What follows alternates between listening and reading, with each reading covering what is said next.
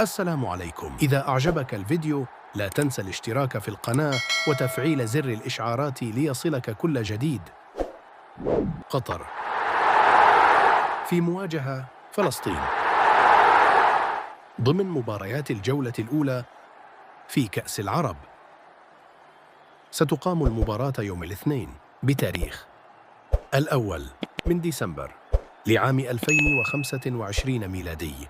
ستنطلق صافرة حكم المباراة 4:30 مساء بتوقيت المغرب وموريتانيا، 5:30 مساء بتوقيت الجزائر وتونس، 6:30 مساء بتوقيت مصر ليبيا والسودان، 7:30 مساء بتوقيت السعودية، اليمن العراق، سوريا فلسطين لبنان، الأردن الكويت قطر والبحرين، 8:30 مساء بتوقيت عمان والإمارات.